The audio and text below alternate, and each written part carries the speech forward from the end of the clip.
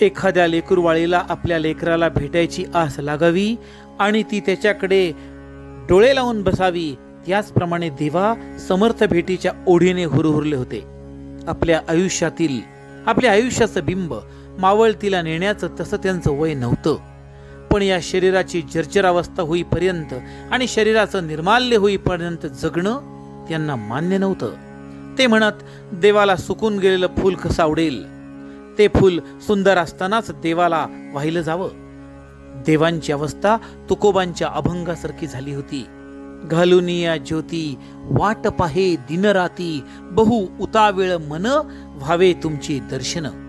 आपल्या डोळ्यांच्या ज्योती करून दिवस रात्र आपल्या माहेरच्या निरोपाची दिवस मोजून वाट पाहणाऱ्या देवांच्या मनात अचानक सद्गुरूंचा आदेश चमकला आणि स्वारी तडक येऊन पोहोचली त्यांना अतिप्रिय असणाऱ्या बापूजींच्या शनिवार वाड्यात. प्रभू रामचंद्रांच्या पदस्पर्शाने अहिल्याचा उद्धार झाला. अगदी तसाच या वाड्याचा उद्धार होण्याची वेळ जवळ आली होती. ज्या वास्तूत यायची भीती वाटायची त्याच वास्तूचं तीर्थक्षेत्र करण्याचा देवांचा मानस होता. वेळ दुपारची. आपल्या पांढऱ्या शुभ्र वेशात असणाऱ्या देवांची पावलं शनिवार वाड्यासमोरील पखळीत आली. नजर पूर्व दिशेला काहीतरी पाहत होती. मुखानं सद्गुरु मंत्र पुटपुटणं चाललं होतं. समोरील जिन्यात बसलेल्या वृद्ध कमलेच्या नजरेला हे दृश्य अचंबित करून गेलं. कमलाबाई अर्थात बापूजींच्या मातोश्री. त्या म्हणाल्या, काय शोधतो रे देवा? क्षणाचाही विलंब न लावता देवा म्हणाले, समाधीची जागा पाहतो, गेल्यानंतर येथेच राहतो. देवांच्या या वचनावर कमलाबाई आणि त्यांची सून शारदा अवाक होऊन एकमेकांकडे पाहत राहिल्या. न राहवता म्हातारी म्हणालीच, असं काय करतो देवा? असं काय बोलतो? अरे तुला अजून खूप खूप जगायचंय. देवा हसले. त्यांना जणू सांगायचं होतं, जीवनाचा अंत होऊन या खाली, पडे देह तैसा इथे नाही खाली, इथे रोमरोमी जीव मूर्तिमंत, धरुनी विसावे चैतन्य अनंत. कोकणात जन्मलेल्या देहाने अगस्त्य राजांच्या भूमीत समाधीची जागा निवडली होती. त्यांची ही योजना या वाड्याच्या वास्तुपुरुषाला आवडल्याचं देवांना तेव्हा समजलं जेव्हा त्यांच्या जवळून वाड्याचा भला मोठा वास्तुपुरुष सळ सळ सळ करत गेला. त्यांनी हात जोडले आणि म्हणाले, धन्य आजी दिन, झाले आपले दर्शन, माझा करावा सांभाळ, होऊन या कृपाळ. चैतन्य रूपात राहण्यासाठी वृक्ष वेलींनी नटलेली जागा निवडून देवा आपल्या द्वारकामाईकडे जाण्यासाठी निघाले. तो त्यांच्या कानी कुणाचे तरी अनामिक शब्द आले, इथे माझ्याच अंगणात विसावा घे, इथे माझ्याच कुशीत आता कायमचा विसावा. इथे तुझ्या सोहम नादाला व्यत्यय नाही यायचा. झाडाचं पान पडलं तरी सोहम ध्वनी त्याच्यातून बाहेर येईल. इथलच्या वाऱ्याची झुळूक सुद्धा सोहम सोहम उच्चारेल. गाई वासरांचा आणि श्वानांचा श्वास सोहम सोहम असं म्हणून तुझी सोबत करेल. माणसापेक्षा मुकी जनावर बरी. या शब्दांमुळे देवा तृप्त झाले. बापूंच्या वास्तूंचा मिळालेला शुभ संकेत त्यांना आत्मानंद देऊन गेला. या परिसरातील झाडांची वाऱ्यासोबत होणारी लपाछपी त्यांचं मन मोहून टाकत होती. कोकिळेचं सुरेल शीळ वाजवणं त्यांना विलक्षण गोड वाटत होतं. इथल्या शांत वातावरणात त्यांचा जीव हरवून जात होता. अश्वत्थ नारायणाच्या पानांची सळसळ, आकाशात पंख पसरून निवांत स्थिर राहणारे पक्षी त्यांना स्वर्गीय आनंद प्रदान करत होते. अगदी हाच दैवी आनंद देवांना हवा होता.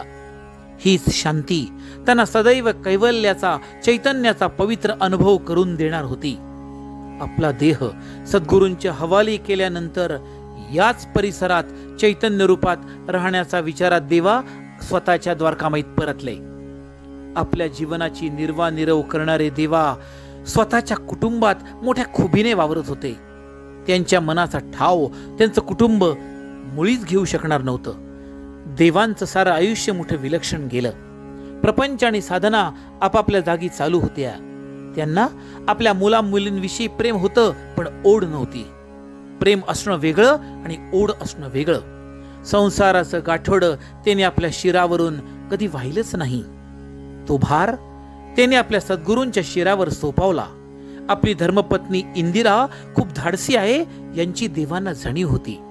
त्यांचा मुलामुलींच्या शाळेशी खूप संबंध नाही आला, पण मुलामुलींच्या अभ्यासाची प्रगती पुस्तकं इंदिरेच्या हातांकडून त्यांच्याकडे येत.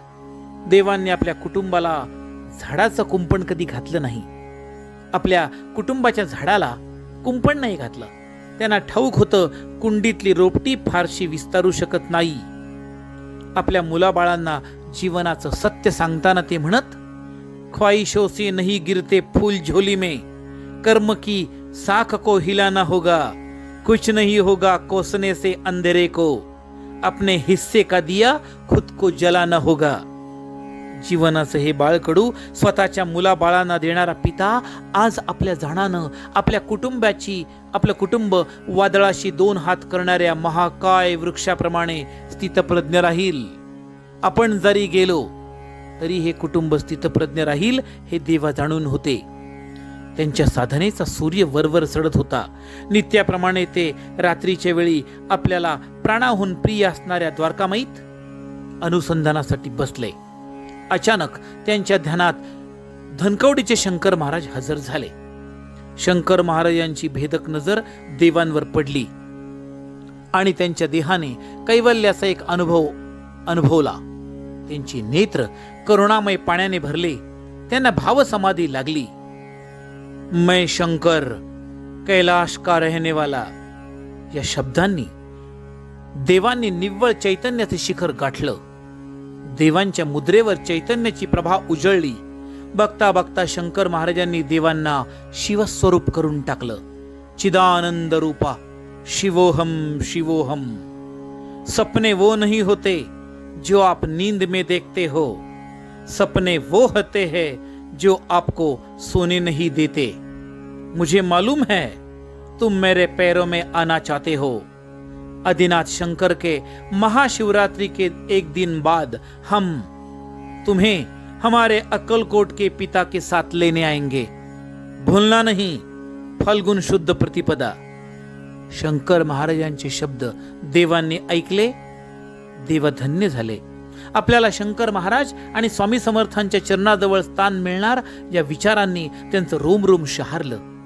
किती छान. आता स्वर्गाची, मुक्तीची, मोक्षाची आठवण देखील येणार नाही. याचसाठी केला होता अट्टहास अखेरचा दिवस गोड व्हावा. आपल्या साऱ्या जीवनाची सेवा अक्कलकोटच्या देवांनी स्वीकारली. याच देवांना परम समाधान झालं. त्यांनी श्री सद्गुरू शंकर महाराजांच्या पायाचं दर्शन घेतलं. त्यांच्या चरणी देवा लीन झाले. आपल्या जवळच्या भक्तांना आपण गेल्याचं दुःख होऊ नये म्हणून त्यांनी आपल्या प्रिय शनिवार वाड्याकडे जाणं बंद केलं. आता या वास्तूत जायचं ते प्रत्यक्ष समाध्याच्या वेळी हे त्यांनी निश्चित केलं. मात्र एक चुणूक म्हणून त्यांनी बापूजींना एक विलक्षण स्वप्नदृष्टांत दिला. रात्री देवा बापूजींच्या स्वप्नात गेले. स्वतः देवा द्वारकामाईचं दार बंद करत होते. कधीही न बंद होणारी द्वारकामाई कशी बंद होणार या बापूजींच्या प्रश्नावर ते म्हणाले, आता द्वारकामाई बंद झाली. त्यांनी द्वारकामाईच्या चाव्या बापूजींकडे दिल्या. चाव्या घेण्यासाठी बापूजींनी हात पुढे केला. बापूंचं स्वप्न संपलं. याहीपेक्षा भयंकर स्वप्न दृष्टांत देवांनी पुन्हा बापूजींना दिला. स्वप्नात येऊन त्यांनी बापूजींच्या डोक्यावरचे सगळे केस काढून घेतले. शीतल छायेखाली बसले असता वृक्षच मोडून पडावा. अखंड हरी कथामृत प्राशन करताना ऐन रंगात वीज जाऊन रसभंग व्हावा असं काहींचं बापूंना वाटलं. आपलं स्वप्न कधीच खरं होऊ नये म्हणून त्यांनी विधात्याला प्रार्थना केली. परंतु आपली अस्वस्थता त्यांनी आपली धर्मपत्नी शारदेला बोलून दाखवली. वार शुक्रवार. सर्व वर्तमानपत्रात रेडिओवर बातमी झळकली. भारताचे उपराष्ट्रपती फखरुद्दीन अली अहमद यांचं दुःखद निधन. हीच बातमी घेऊन बापूजी आणि आबासाहेब देवांच्या द्वारकामाईत आले. देवांनी त्यांचं बोलणं ऐकून घेतलं. देवा थांबले आणि म्हणाले, पुढच्या शुक्रवारी तुम्हाला अजून एक बातमी समजेल. देवांच्या या वाक्यावर दोघेही अवाक झाले. पण मोठ्या विभूतीच्या संकेताची भाषा सामान्यांना नाही समजत. शिवाय देवांचं वय आणि देव शरीर पाहता देव शरीर त्याग करतील असं जराही कोणाला वाटलं नव्हतं. आपल्या जवळच्या लोकांना देवांनी स्वतःच्या जाण्याचे स्पष्ट संकेत दिले, परंतु बुद्धीच्या गडद छायेने देवांचे संकेत हृदयापर्यंत पोहोचले नाही. देवा मात्र अक्कलकोटच्या समर्थांचे पावलं आता जवळ आले आहे या विचारांनी मोहून गेले होते. त्यांचं लक्ष सहज स्वतःच्या शरीराकडे गेलं. देवा स्वतःच्या शरीराकडे पाहून मनाशीच म्हणाले, हा देह निव्वळ कुडी, निव्वळ कुटी, चेतनेवरचं एक आवरण. याच आवरणाला माणूस आयुष्यभर चिटकून राहतो. आतली चैतन्याची ज्योत पाहायला वेळ नाही कुणाला. एरवी वायूमुळे, हवीमुळे अग्नी विझतो, पण ही शरीरमय ज्योत वायूच्या स्पंदनावर सदैव चालते. खरंच कोण या ज्योतीचा निर्माता? मरण, महाभयंकर अनुभव. छे छे, हा तर महामंगल सोहळा. वासना, देह यांचं मरण, अस्तित्वाचं मरण. चैतन्य ज्योतीचा सृष्टी निर्मात्याकडे प्रवास. ही ज्योत अलगदपणे ब्रह्मांडात लपणार आहे. जीवाची शिवाची गाठ पडणार आहे. आजपर्यंत मी ज्याचा जप करत होतो त्या परमपावन पायांना मिठी घालण्याचा सोहळा.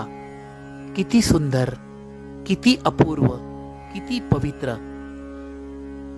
जीवा शिवाची ओळख पटली रे, आता उचला की ही पालखी. जीवा शिवाची ओळख पटली रे, आता उचला की ही पालखी. जीर्ण वस्त्र टाकायला आणि दिवा शांत व्हायला अवघे काही तास होते. देवांच्या विचाराची रत्ने निर्भयपणे साक्षी भावाने ही जीवा शिवाची देव दिवाळी साजरी करत होते. अहो, ज्यानं मरणाला मारलं त्याला मरणाचं भय कसलं?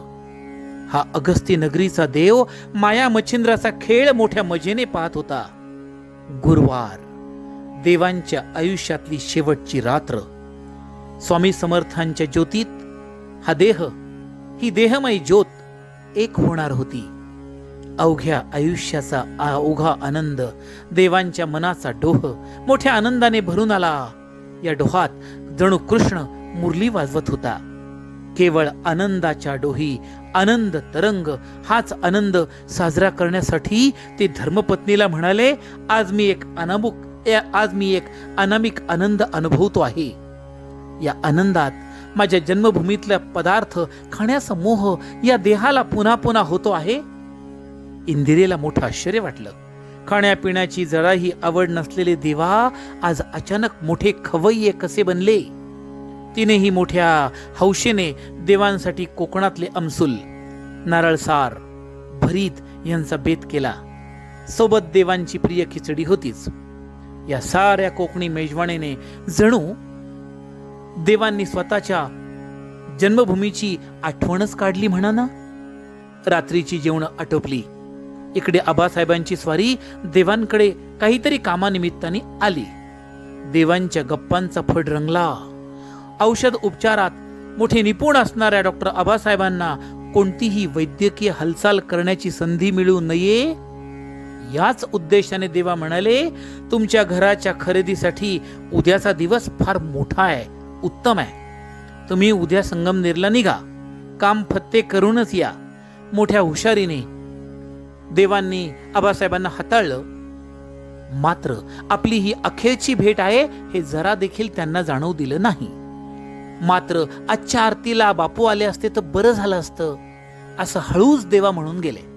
बऱ्याच रात्री त्यांनी आबासाहेबांना स्वतः खाली येऊन सोडलं आणि स्वारी द्वारकामाईत येऊन गेली. आजची साधना, शेवटची साधना.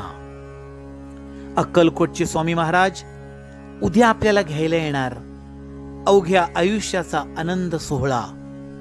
शरीर सोडायचं म्हटलं की आत्म्याला काहीतरी निमित्त हवंच.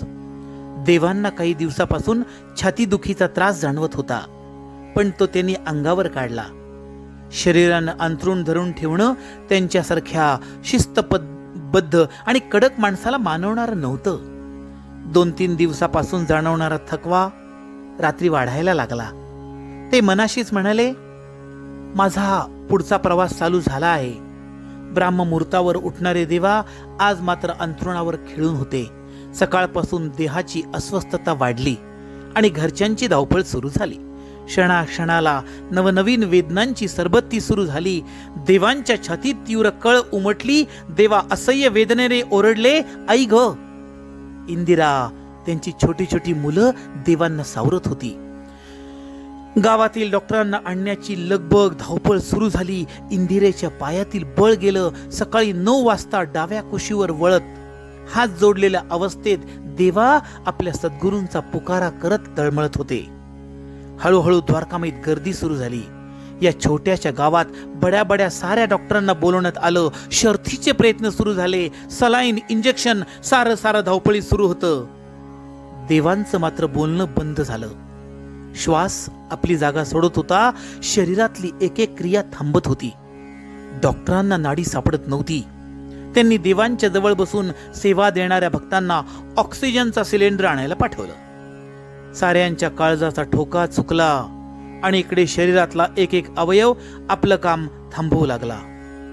देवांनी एक दीर्घ श्वास घेतला, जणू एक दीर्घ ओंकार. तो श्वास सोडला, तो कायमचाच. श्वास थांबला. देवांचा देह शांत झाला. मात्र हुंदक्यांनी, रडण्याच्या मोठ्या आवाजांनी द्वारकामाईचा परिसर अशांत झाला. देवांचं कुटुंब जे महामृत्युंजयाचा जप करत होतं ते जमिनीवर कोसळलं आणि ऑक्सिजनचा सिलेंडर आणायला गेलेल्या बापूजींना मध्येच माघारी बोलवलं गेलं. 10:30च्या सुमाराला देवांच्या शरीराचं रक्षण करणाऱ्या, अथक प्रयत्न करणाऱ्या सगळ्या डॉक्टरांनी भरल्या डोळ्यांनी, सद्गदित कंठांनी सांगितलं, देवांनी देह सोडला आहे. फडफडणारा दिवा शांत झाला आहे. एका दिव्य महापुरुषाने आपली जीवन यात्रा थांबवली. यात्रा थांबवण्याचा मुहूर्त अर्थात शततारका नक्षत्र. हे नक्षत्र जे मृत्यूला घाबरत नाही. या नक्षत्रावर शनिदेवांची पूर्ण कृपा असते. देवांनी जणू शनी महाराजांना आपल्या आध्यात्मिक परीक्षेची जाणीव करून देत कृपांकित नक्षत्रावर निजानंदी गमन केलं. भाद्रपद षष्टी शके 1845 रोजी मालवण ग्रामी अवतीर्ण झालेलं हे आई भगवतीचं लाडकं लेकरू आपल्या सद्गुरूंनी दिलेलं सर्व कार्य पूर्ण करत फाल्गुन शुद्ध प्रतिपदेला प्रभू रामचंद्रांच्या स्पर्शाने पावन झालेल्या योगी अगस्तींच्या भूमीत येऊन विसावलं. ते कायमचंच. देवांच्या महासमाधीचं वृत्त या छोट्याशा गावात वाड्यासारखं पसरलं. संदेशाला फारशी साधनं नव्हती. एकमेकांच्या तोंडी निरोप धाडले गेले आणि सद्गुरूंचे रूप शेवटी डोळ्यात साठवण्यासाठी भक्तांची गर्दी द्वारकामाईत जमू लागली. हे दर्शन शेवटचं असणार या विचारांनी गलबलून गेलेली अंतःकरणे द्वारकामाईचा इतिहास पुन्हा पुन्हा आठवत होती. देवांची तेजपुंज देहकांती हा सर्वांच्या आश्चर्याचा विषय बनला होता. मृत्यूची अवकाळा देवांच्या देहाला नव्हती. विलक्षण तेजस्वी चेहरा जणू सोहम नादात तेजाची प्रभावळ मिरावत होता. देवा शरीराने गेले आहेत हे कुणी मान्य करायच्या मनस्थितीत नव्हतं. नेहमी तेजाचे धुमारे करणारे नेत्र आज मिटले होते. देवांची धर्मपत्नी इंदिरा यांना आधार देण्यासाठी माता शारदा, आबासाहेब जुगादे यांच्या धर्मपत्नी आशादेवी धीरोदात्त उभ्या होत्या. आपल्या अस्तित्वाने साऱ्यांना मंत्रमुग्ध करणारे आणि सद्गुरू बाबांच्या जीवनाचे प्रसंग मोठ्या आवेशाने सांगणारे देवा शांतपणे निद्रिस्त होते. त्यांचं असं शांत असणं सगळ्यांना वेदना करून देणारं होतं. बोला बोला ना असं म्हटल्यावर एका विशिष्ट भाव समाधीत जाऊन शब्दांचं दान माता सरस्वतीच्या हातातून घेऊन सदैव बोलणारे देवा आज शांत होते. सगळे भक्त त्यांच्या देहाच्या आजूबाजूला बसले होते. प्रत्येक भक्त जणू म्हणत होता, देवा बोला हो माझ्याशी. तुम्हीच मजवरी रुसल्यावरती बोलावू कोणाशी. देवा बोला हो माझ्याशी. तुम्हीच मजला बोल शिकविले. आज मौन तुम्ही का घेतले. बोल शिकवणी माय बोला, धरिते पाय उराशी, देवा बोला हो माझ्याशी. बोलायचे नसेल जर का, बोलू नका पण इतके ऐका, कमल कटाक्षातून कटाक्ष फेका, मजवरी अभिलाषी, देवा बोलाओ माझ्याशी. भक्तांच्या मनातलं हे आर्जव देवांची द्वारकामाई ऐकत होती. आपल्या अस्तित्वाने ज्या दगडविटांच्या भिंतींना देवांनी पावन केलं, त्या द्वारकामाईच्या भिंती मूकपणे जणू अश्रू ढाळत होत्या. स्वामी समर्थांच्या शिष्य परंपरेतील सत्पुरुषाचा चरण स्पर्श आपल्याला यापुढे होणार नाही, या वेदनेने द्वारकामाईची जमीन जणू कंपत पावत होती, कंपन अनुभवत होती. एवढ्यात जवळच्या गावातले संगमनेर मधील एक विहंगम योगाचार्य, ज्यांनी योग साधनेत उंची गाठली, ते आपल्या सहकार्यांसमवेत द्वारकामाईत आले. देवांच्या देहाजवळ त्यांनी सोवळं परिधान करून ध्यान लावलं. देवांच्या नावाने मोठा पुकारा केला. तोच देवांच्या देहावरची शाल थरथरली. या दिव्य अनुभूतीने माता शारदा, आशा देवींसह सगळे थक्क झाले. आता देवा समाधी सोडणार आहेत, उठून बसणार आहे, या विचारांनी सगळे भक्त पाहायला लागले. इकडे देवांच्या देहाजवळ ध्यानस्थ योगाचार्यांना एक मोठं विलक्षण दृश्य दिसलं. देवांचा हात अक्कलकोटच्या माऊलींनी धरला होता. देवांना सोबत घेऊन संत महात्म्यांचा जथ्था नामस्मरण करत जात होता. ज्या जथ्यात होते सद्गुरू बाबा महाराज सहस्त्रबुद्धे, सद्गुरू शंकर महाराज, परमपूज्य रामानंद बेडकर महाराज. समर्थ देवांना म्हणाले, तुला परत संसारात जायचंय? देवा त्यांना सांगत होते, समर्था, तुमचा हात सोडण्यासाठी मी धरलेला नाही. योगाचार्य स्वतःच्या भावसमाधीतून बाहेर आले. हा रोमांचकारी अनुभव त्यांनी साऱ्यांना सांगितला. ते म्हणाले, देवा स्वतःची भावसमाधी सोडायला तयार नाही. त्यांना रडून अश्रुपात करून त्यांना व्यत्यय नाही आणू. योगाचार्यांचं हे भाष्य जाणकारांना समजलं, पण अजाण मात्र आपल्या भावविश्वातून बाहेर यायला तयार नव्हते. द्वारकामाईतील देवाला निरोप द्यायची वेळ जवळ येत होती. भाग्यवंत लेकी सुनींनी देवांना ओवाळलं. सद्गदित कंठांनी देवांची आरती केली. शब्द फुटत नव्हते, विवेकाची बांध फुटत होते. सर्वांचे हुंदके वातावरणातील गंभीरता वाढवत होते. माता शारदा देवांच्या पत्नीचं सांत्वन करता करता स्वतःच डोळे पुसत होती. देवांच्या देहावर फुलांच्या माळा पडल्या. कपाळावर अष्टगंधांची त्रिपुंडी लावण्यात आली.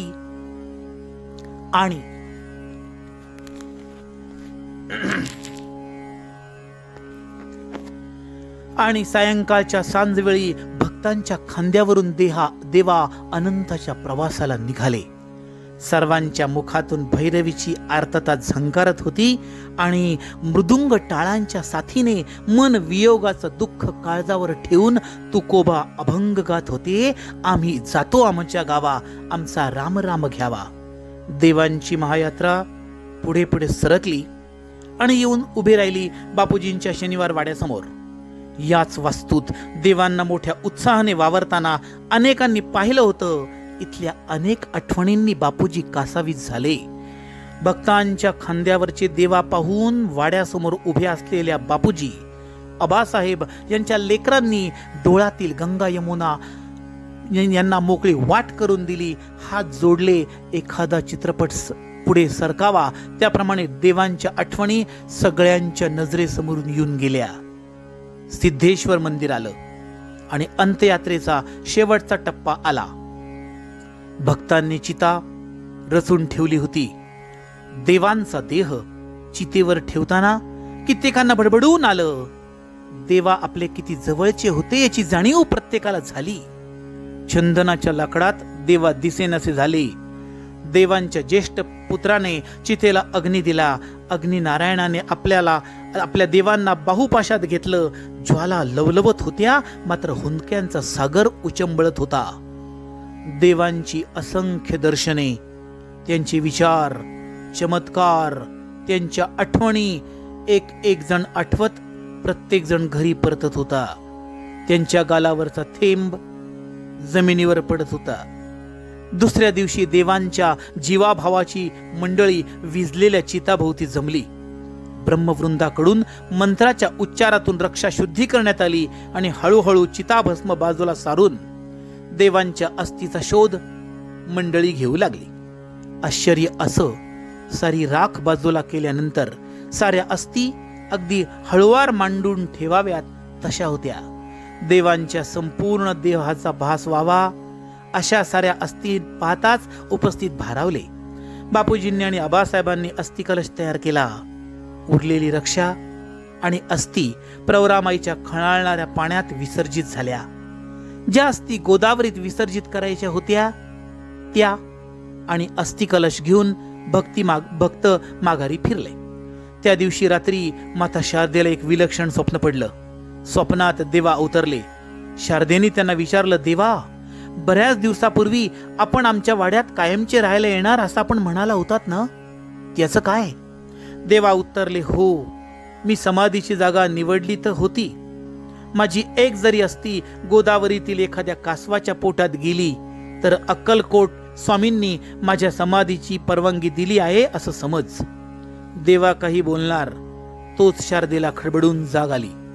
दुसऱ्या दिवशी सारी मंडळी देवांचा अस्थी कलश घेऊन गोदावरी तीरी आली. माता शारदेची नजर कासवाचा शोध घेत होती, पण एकही कासव नजरेत नव्हतं. तिच्या काळजात धस्स झालं. मात्र काही क्षणात पाण्यातून संत गतीने कासवांची छोटी छोटी पिल्ले चालताना तिला दिसली. आता ही पिटुकली पिल्ले अस्थी कशा खाणार या विचाराने ती अस्वस्थ झाली. वातावरण शांत होतं, गंभीर होतं. भक्तांचा नामगजर सुरू होता. एवढ्यात देवांचा ज्येष्ठ पुत्र छोटा करंडक घेऊन पुढे आला. अस्थी कलश घेऊन पुढे आला. त्यांनी पहिली अस्थी पाण्यात सोडण्यासाठी वरून टाकली. तोच आत्तापर्यंत दगडाजवळ लपून बसलेल्या छोट्या कासवांच्या आईने झपकीने पाण्यात उडी मारली आणि ती अस्थी गिळंकृत केली. माता शारदेचं सर्वांग शहारलं. तिच्या डोळ्यातील आसवांचा थेंब गोदेच्या पाण्यात पडला. सारे भक्त अगस्तीपुरीला परतले. रात्र झाली. देवांना अतिप्रिय असणारा शनिवार वाडा रात्रीच्या अंधकारात निद्रिस्त झाला. मात्र याच अंधकारात अक्कलकोटचे स्वामी समर्थ महाराज आणि अगस्ती मुनी यांची पावलं बापूंच्या शनिवार वाड्याच्या बखरीत पडली. किर्र अंधारात योगी अगस्ती राजानं आपल्या हातातील कमंडलूंचं तीर्थ खाली शिंपडलं आणि आपल्या नेत्रातून एक नीलप्रकाश समोरच्या भूमीवर टाकला. त्या नीलप्रकाशात 2 दिव्य पावलांचे ठसे त्यांनी अक्कलकोटच्या स्वामी समर्थ महाराजांना दाखवले. स्वामींनी विचारलं, हे पावलांचे ठसे कोणाचे? अगस्ती मुनी उद्गरले, ही भूमी पूर्वी दंडकारण्याची होती. इथे प्रभू रामांनी सीते समवेत काही काळ घालवला. ही पावलं रामांचीच आहे. स्वामी समर्थांनी नीलप्रकाशात दिसलेल्या भूमीवरील पावलांना नमस्कार केला आणि म्हणाले, माझा शिष्य देवा, याच्या समाधीसाठी यापेक्षा पवित्र जागा ती कोणती? समर्थांनी आपल्या शिष्याच्या समाधीसाठी जागा निश्चित केली आणि म्हणाले, याच समाधीत चैतन्य रूपाने देवांचं अस्तित्व कायम राहील. इथल्या अस्थी सूर्य, चंद्र, तारे असेपर्यंत सोहम सोहम असा जप करतील. प्रल्हादाप्रमाणे अढळ स्थान मिळवलेला माझा हा शिष्य इथेच बसून माझ्या अनुसंधानात सदैव राहील. स्वामी समर्थांनी आपले नेत्र मिटले. त्यांच्या मुखातून शब्द उमटले, अनन्य चिंतयम तो माम ये जनाः पर्युपासते तेषां युक्तभियुक्तानां योगक्षेमं वहाम्यहम्. ओम सोहम.